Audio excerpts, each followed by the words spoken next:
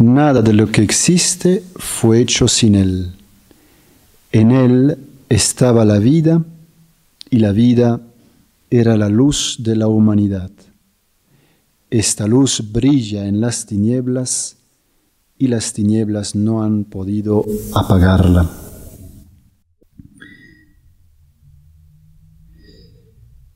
Pues me parece bonito que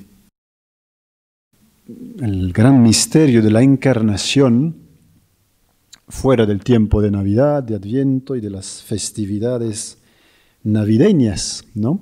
Porque muchas veces, es verdad, dejamos este gran misterio ahí en el mes de diciembre y como que ahí se termina todo, cuando en el fondo el misterio de la encarnación pues lo invade todo y estamos llamados a ir descubriéndolo en toda nuestra vida y en todo momento.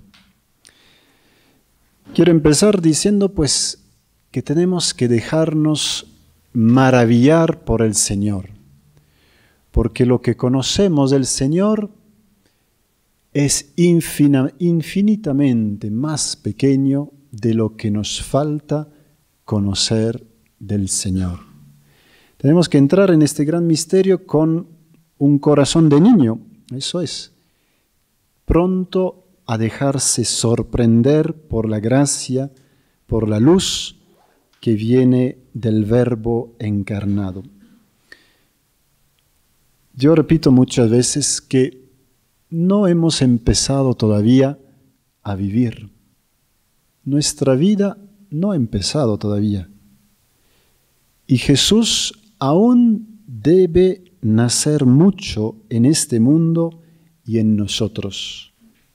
¿Se recuerdan de aquel relato de Jesús cuando encuentra a Nicodemo? Que Nicodemo le empieza a hablar, pero lo vamos a leer un poquito porque nada mejor que esto. En el mismo Evangelio de Juan, en el capítulo 3, dice así: había un fariseo llamado Nicodemo, que era un hombre importante entre los judíos. Este fue de noche a visitar a Jesús y le dijo: Maestro, sabemos que Dios te ha enviado a enseñarnos, porque nadie podría hacer los milagros que tú haces si Dios no estuviera con él. Jesús le dijo: te aseguro que el que no nace de nuevo no puede ver el reino de Dios. Y Nicodemo le preguntó: ¿y cómo puede uno nacer cuando ya está viejo? ¿Acaso podrá entrar otra vez dentro de su madre para volver a nacer? Jesús le contestó: te aseguro que el que no nace de agua y del Espíritu no puede entrar en el reino de Dios. Lo que nace de padres humanos es humano, lo que nace del Espíritu es espíritu. No te extrañes de que te diga: todos tienen que nacer de nuevo. El viento sopla por donde quiere, y aunque oyes su ruido, no sabes de dónde viene ni a dónde va. Así son también todos los que nacen del Espíritu. Sabemos a Nicodemo que nos representa muy bien. Nosotros hemos escuchado muchas veces hablar de Jesús, hemos pensado muchas veces quizás en el misterio de la encarnación, pero no lo hemos probado todavía en toda su hondura. Y como que esto del misterio, pues como Nicodemo, no lo entendemos, somos un poco tontos delante de tan gran misterio, porque estamos tan acostumbrados a la vida que llevamos que nos olvidamos que hay una vida sobrenatural que el Señor nos ofrece. Y el misterio de la encarnación es muy importante meditarlo mucho para recordarnos que la vida cristiana no es solamente un arreglo de nuestra vida, no es solamente ser un poco santo, un poco bueno, ¿no? Arreglar las cosas para que no queden demasiado feas. La vida cristiana es mucho más, es una profunda y permanente comunión con el Señor. Somos llamados a ser santos. Y esto no por nuestras fuerzas, pero porque el Hijo de Dios se ha hecho carne y quiere asumir nuestra vida en la suya y santificarla de la A a la Z. No tenemos que contentarnos con una vida cristiana a medias. No tenemos que contentarnos en quedarnos entre el sí y el no, porque entonces perdemos lo uno y perdemos lo otro y no obtenemos nada. Tenemos que darnos cuenta que el Señor, si se ha encarnado, es para transformar toda nuestra vida. Y les propongo que nos pongamos un poco con el corazón, con la mente, que nos transportemos un poco en el portal de Belén. Estemos ahí con Jesús, con la Virgen María, con San José, con el buey, con el asno, en el frío, en la suciedad, porque era un lugar sucio, en la oscuridad, que estemos ahí contemplando aquel niño, aquel trono que Dios ha escogido para su Hijo, porque la cuna de Belén es el trono de Dios. Y eso es ya muy sugestivo. Había algo tan grande en aquel momento que Dios no ha querido nada de las riquezas del mundo porque habría hecho sombra a aquel gran misterio que se estaba pues realizando en aquel momento. Y vamos a pedir en esta meditación que se haga, no solamente que contemplemos un misterio así lejano, pero que se haga Navidad en nosotros. Que este misterio que tuvo lugar hace 2000 años se prolonga en nuestra vida, porque de esto se trata. Jesús, si nació allí, no es para pasearse por el mundo, porque tenía ganas de ver cómo era Tierra Santa, cómo era Belén, cómo era Nazaret y esas cosas, y saludar, qué sé yo, a quién ahí. Si bajó en la cuna de Belén, es para nosotros. Pero para contemplar bien el misterio, no tenemos que tener miedo de empezar ahí donde empezó todo, en la eternidad. Tenemos que subir al cielo para poder contemplar mejor aquel gran misterio. Y Dios nos ofrece justamente el Belén para poder tener como una puertecita, una ventanita abierta sobre el gran misterio de la eternidad. Ven, nosotros tenemos del misterio de la eternidad un concepto muy pobre de costumbre, porque todo lo que conocemos es temporal, es limitado, es caduco, es pasajero. Entonces, lo de la eternidad, pues no logramos imaginárnoslo, porque no tenemos la capacidad de alguna forma. Y nosotros la eternidad lo imaginamos como algo como una, qué sé yo, una misa muy larga donde el padre predica 3 horas, donde luego hay cantos más o menos arreglados, que no son muy bonitos, que no terminan nunca, una comunión pues que es eterna y que ahí estamos un poco aburridos, ¿no? Pensamos en una cosa muy larga que no termina nunca. Eso es un poco nuestro concepto de eternidad. Pero la eternidad es muy distinto de todo esto. Decía un filósofo, Boecio se llama, encontré esta definición de eternidad y siempre vuelvo a ella para explicarla un poquito porque es bastante bonita. Y decía así, la eternidad, lo digo primero en latín y luego intentamos traducirlo, interminabilis vitae tota simul et perfecta possessio. Así parezco inteligente, ¿verdad?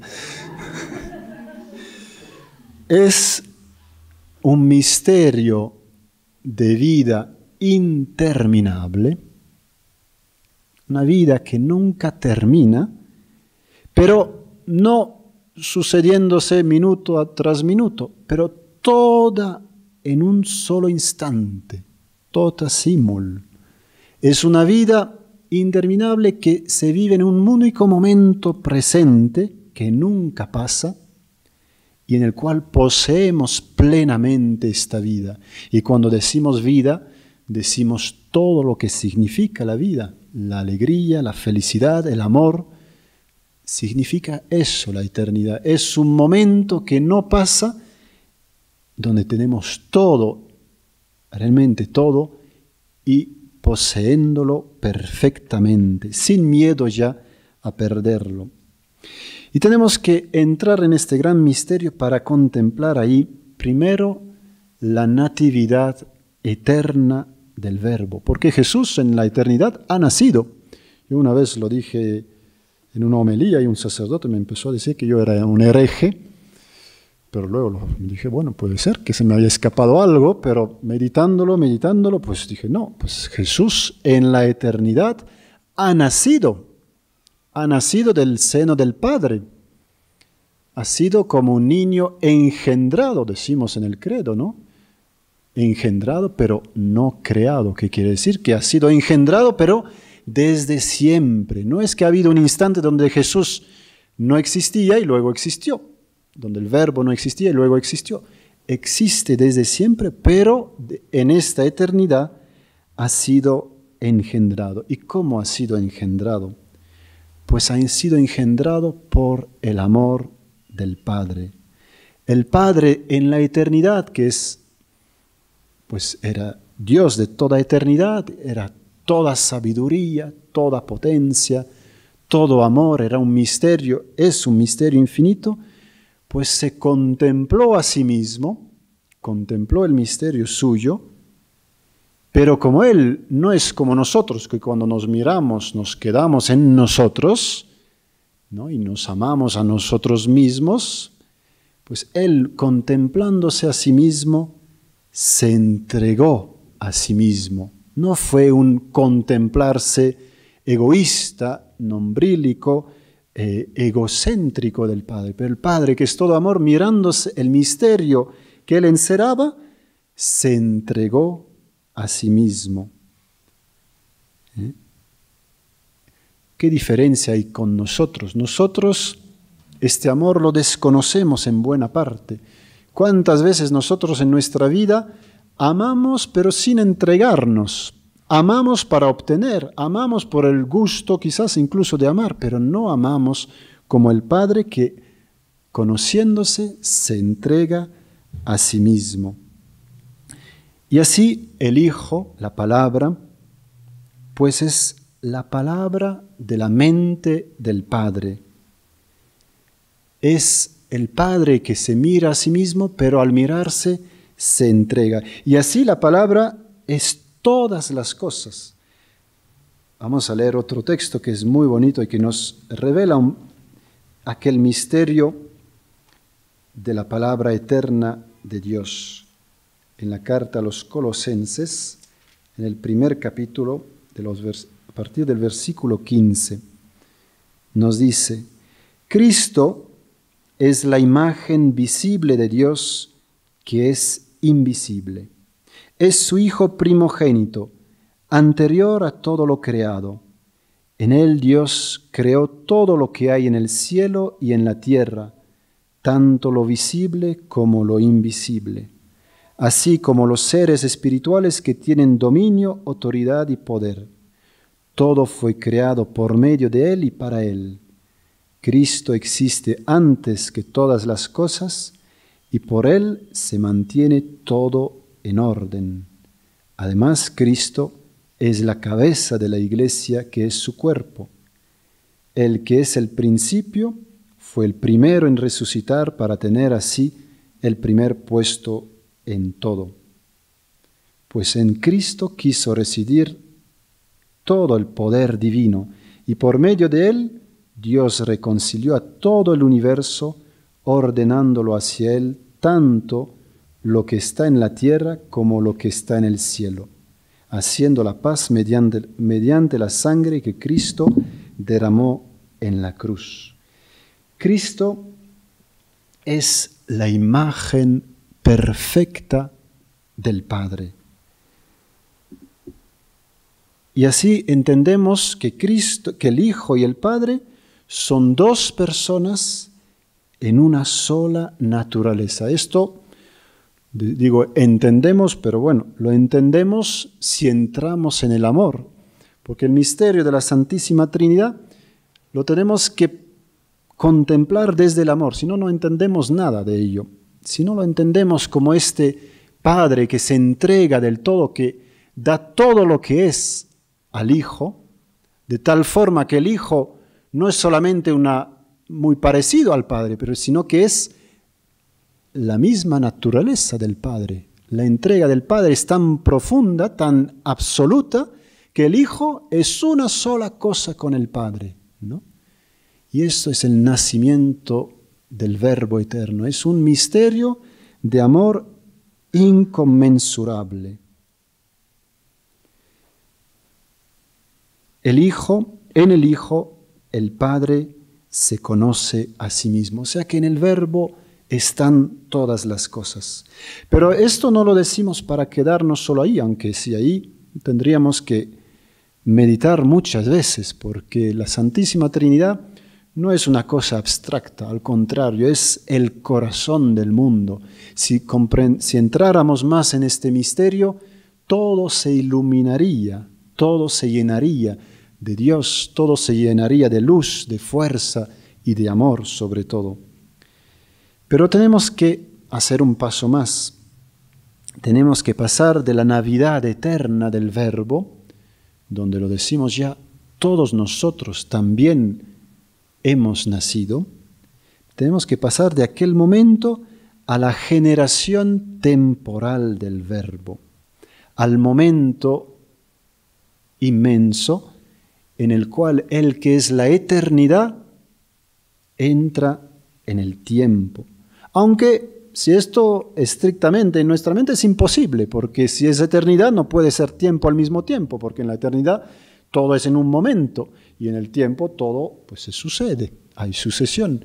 Pero eso es el gran misterio de la encarnación. El que es eterno entra en nuestra historia caduca, pasajera y finita.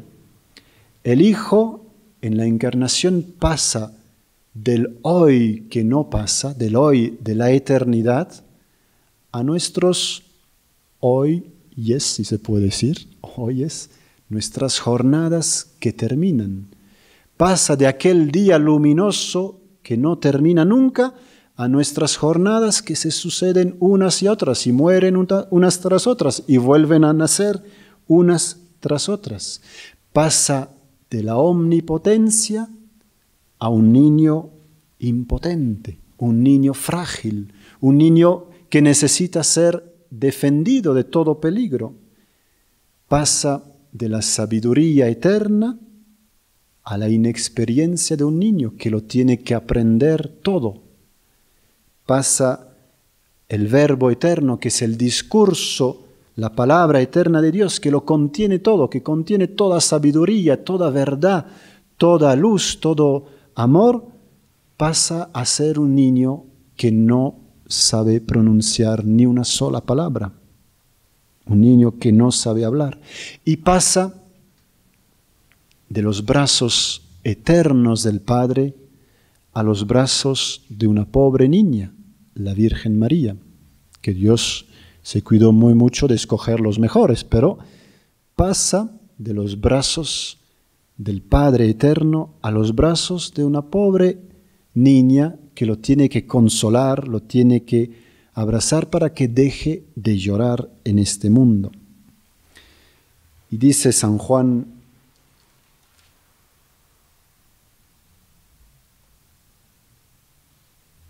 pues tengo una mala cita, como siempre. Estoy en Colosenses, claro.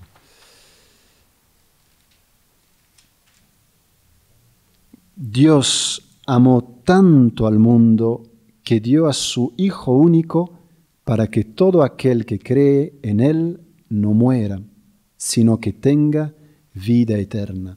Y todo este misterio de anonadamiento del Verbo eterno en un pobre niño es un misterio de amor. Dios se abaja, el Verbo se abaja en un pobre niño por amor a nosotros, para hacernos partícipes a nosotros de la vida eterna. Y hacemos el tercer paso, que quizás es el que de modo más pragmático nos interesa más. Dios quiere hoy que que cada uno de nosotros seamos nacimiento, que nuestra vida se transforme en aquel nacimiento del Verbo, en aquel Belén de hace 2000 años. Jesús nació allí en Belén, no para nacer solamente ahí en Belén, pero para nacer en la vida de cada uno de nosotros. Nació allí para cristificarnos a cada uno de nosotros, para que nuestra vida, que es pobre como la del niño, se volviera rica como la del Verbo, como la del Dios que se encarna. Eso es el fin, diría, de la meditación de la encarnación del Verbo. No tenemos que tener miedo en nuestra vida a todo lo que se parece al Belén. ¿Ven? Nosotros muchas veces buscamos Dios en la gloria, según nuestros criterios, en la gloria del mundo, en lo que brilla. Pero en el Belén, en el misterio de la encarnación, Jesús nos viene a decir: no me busques donde no estoy, no me busques en la comodidad, no me buscas ahí donde se está calientecito, no me busques ahí donde todo está limpito según tu gusto, no me busques ahí donde todo está claro y evidente para ti, no me busques ahí donde pues estás a gusto con los amigos, no me busques ahí cuando todos hablan bien de ti, no me busques ahí cuando sientes que lo puedes todo. Búscame en el frío, en la suciedad, en la oscuridad, en la soledad, en el rechazo, en los límites, porque ahí estoy yo para ti. Estoy yo para la iglesia, estoy yo para enriquecerles a todos. Búscame allí, no tengas miedo de lo que huyes de costumbre, porque ahí es justamente donde he bajado para enriquecerte, para transformar tu vida. No busques la gloria del mundo, sino busca la gloria de Dios. Y nosotros, para entrar en el misterio de la encarnación, tenemos que ir asumiendo las actitudes de aquel niño que bajó a la tierra por obediencia. No bajó a la tierra por iniciativa suya, porque, como les decía antes, le gustaba algo en la tierra, porque el Padre le dijo: hijo mío, lo tenemos todo aquí. Es verdad, estamos en una felicidad inconmensurable, pero quiero a los hombres, los amo y quiero que tú vayas ahí a la tierra, a este lugar de oscuridad, de tinieblas, donde hay tanto sufrimiento. Y el hijo al toque le dijo: Padre, aquí estoy, yo bajo. Y sabía que iba a terminar en la cruz. Pues para que la encarnación del Verbo pueda fructificar en nosotros, necesitamos de esta obediencia del niño, que ahí en la cuna es el Dios omnipotente, es el Dios que lo puede todo, pero acepta lo que el Padre quiere para él. Tenemos que aceptar la pobreza de Jesús, que se despojó. Y despojándonos, aceptando la pobreza, es donde encontraremos pues también la riqueza de Jesús. Tenemos que hacer propia la obediencia, la pobreza, la castidad también del Verbo eterno al entrar en la cuna. Todo eso es el camino para que la encarnación del Verbo llegue a dar frutos en nosotros. Y leemos otro paso que nos lo dice mucho mejor todo esto, cuando San Pablo dice en el capítulo 2, porque yo por medio de la ley he muerto a la ley a fin de vivir para Dios. Con Cristo he sido crucificado, y ya no soy yo quien vive, sino que es Cristo quien vive en mí. Y la vida que ahora vivo en el cuerpo, la vivo por mi fe en el Hijo de Dios, que me amó y se entregó a la muerte por mí. No quiero rechazar la bondad de Dios, pues si se obtuviera la justicia por medio de la ley, Cristo habría muerto inútilmente. Nuestra gran meta es esta: ya no soy yo quien vive, sino que es Cristo quien vive en mí. Y para eso el Hijo de Dios se hizo carne, para vivir en nosotros, para vivir en nuestra pobreza, para vivir en nuestras soledades, en nuestros momentos de tristeza. También Jesús sintió la tristeza. El otro día me contaban los de JMSP que cuando llegaron a Puno, pues se les fue la vida. Me decían que ahí no había nada ya de lo que estaban acostumbrados, pues que algunos sufrían mucho porque no había ducha y que durante 3 días pues les faltaba todo para lo que les gustaba, y que como que se entra en crisis en estos momentos, ¿no? Porque nos falta todo.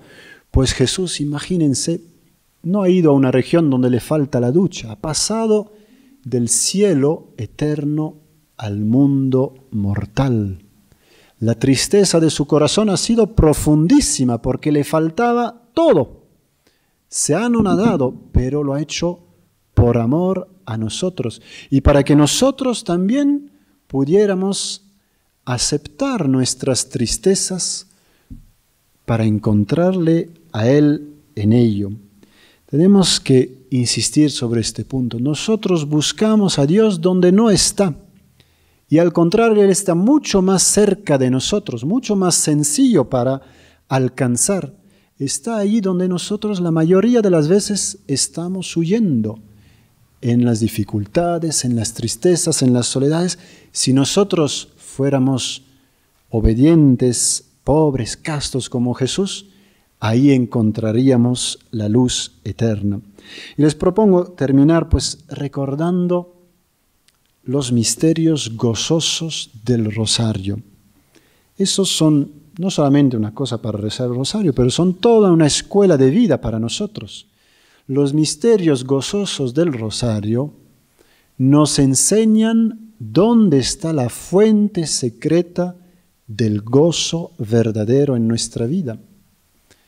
Cuando Dios se encarna en el seno de la Virgen María, nos enseña, mira, que yo llego ahí donde hay profundísima humildad, donde hay profundísima escucha de la palabra. Cuando la Virgen va a visitar a su prima Isabel, el Señor nos enseña, mira, yo llego ahí donde uno se pone al servicio de los otros y no busca ser servido por los demás. En la cuna de Belén, el Señor nos dice, yo vengo ahí donde aceptas tu pobreza, tus límites, tu vida finita, pobre, incluso pecadora, diría.